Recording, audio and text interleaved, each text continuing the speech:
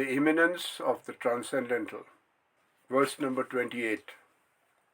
Without bottom or top, from the bottom to the crest, where it terminates. What is known vividly is Turiya consciousness. Inert matter does not know.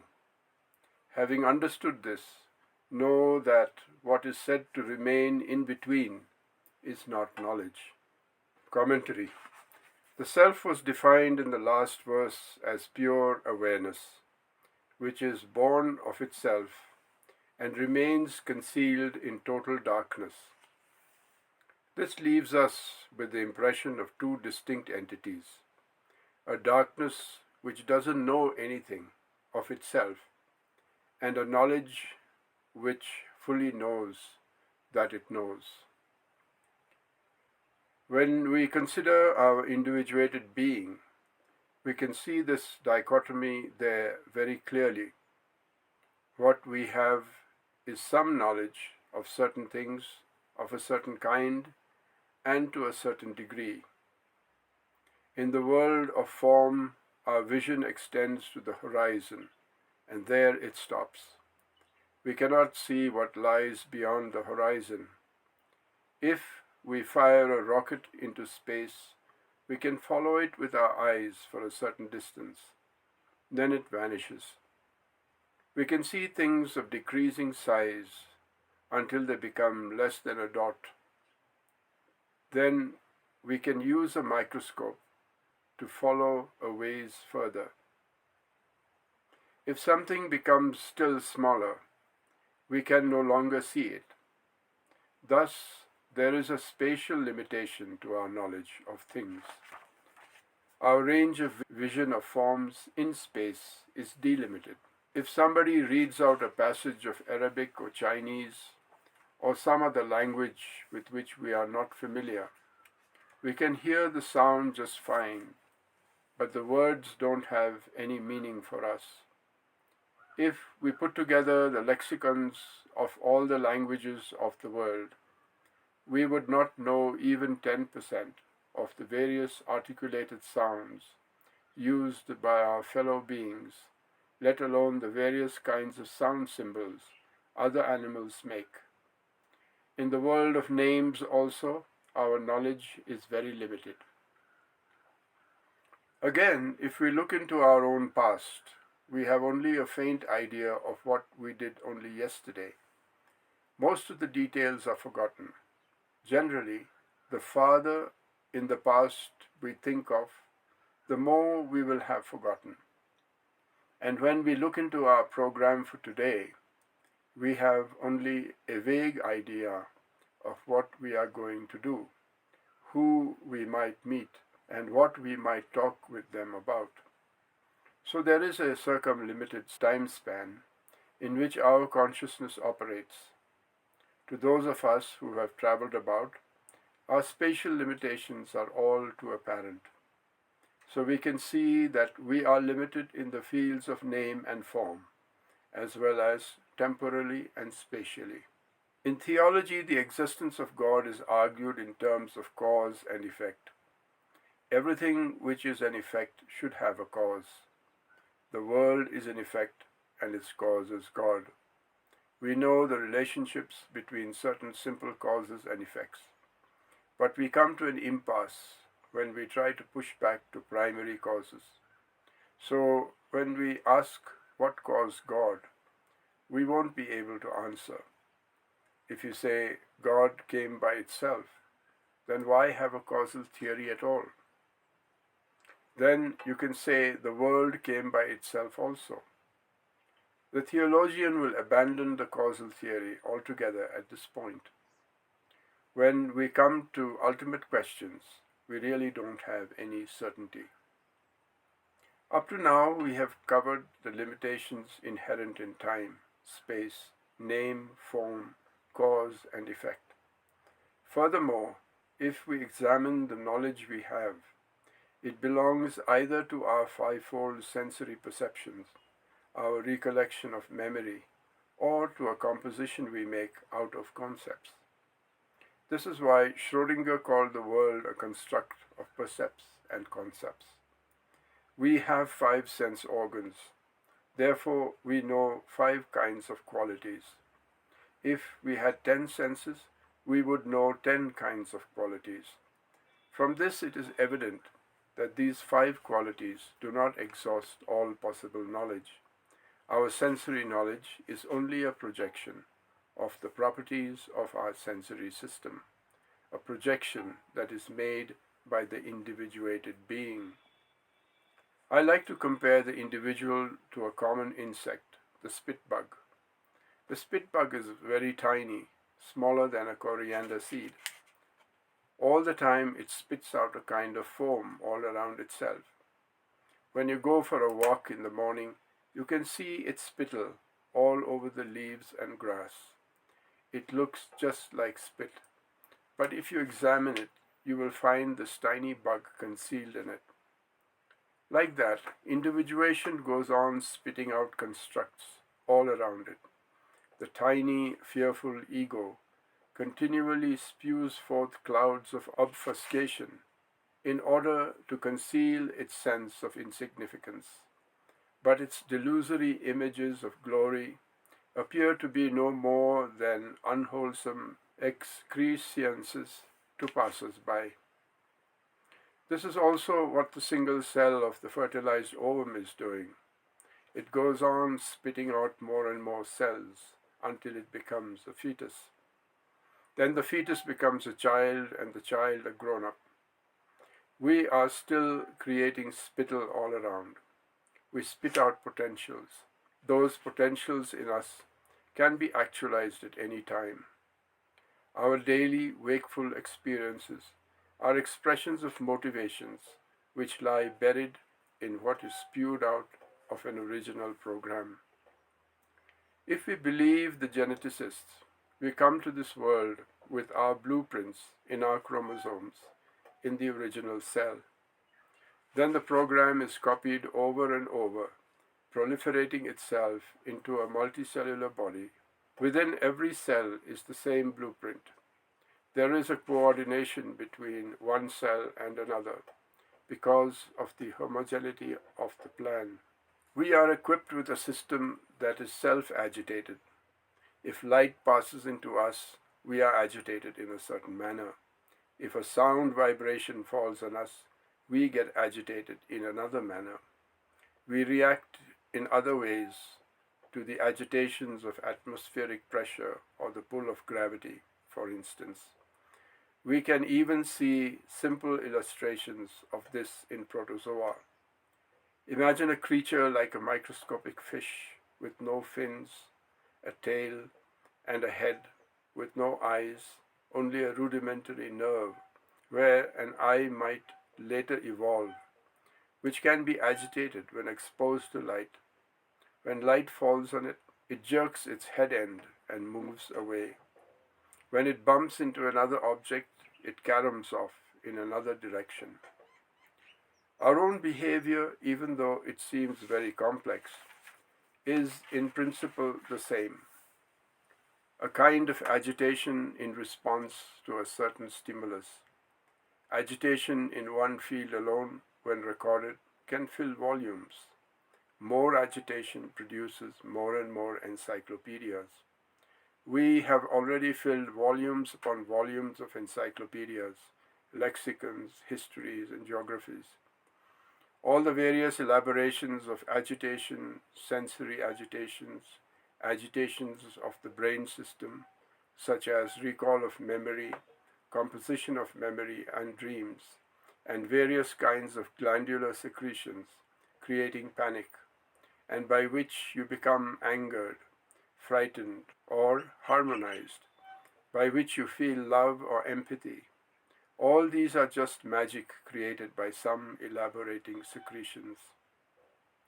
When a man feels amorous towards a woman, he doesn't know what produces the amorous feeling. It happens despite himself. His sex glands are already stimulated, and mucus formations occur even before he touches her.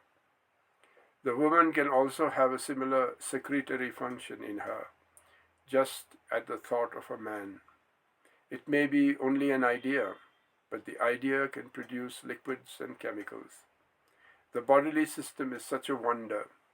Many rare enzymes are made by it, which can't be manufactured commercially, even with millions of dollars and the most modern equipment. Where do all these things take place? In between the light and the darkness. And what is the light we are speaking of? It is a pure light, one that transcends the concrete, gross world of wakeful experience, the subtle world of dream experience, and the non-activated potentials of the deep sleep experience. If we push these three states, tainted by darkness, by relativistic nature, away, what remains is a pure consciousness which witnesses the other three states. This consciousness has no beginning or end. It is not limited to any body. Everything that happens is within it. Such a state is called Turiya, the fourth. It does not come within the three. Yet, without the light of the fourth, none of the rest can even function. Our consciousness is made up of two entities, the three states taken together, and the one that witnesses. The witnessing reality of pure consciousness alone is non-conditional. It is not a dependent factor in relation to anything. It is totally independent. The great saint and philosopher Madhva called it the pure principle of independence, Swatantra. Swa means its own. It is its own tantra, or tool, its own operation. The self-operating reality is called Turiya, and the three states are called Paratantra, dependent factors. We go to schools and colleges and walk around with fat books under our arms, thinking we are learning. Certainly we are learning something, but our learning is confined to the world of agitations of the nervous system. We do not go beyond that. Narayana Guru qualifies this as the knowledge that happens in between pure darkness and pure light, and says that it is not worthy of being called knowledge. If you do call it knowledge, then the funny noises the little puppy makes when it is tied up and can't see its mom are also great knowledge.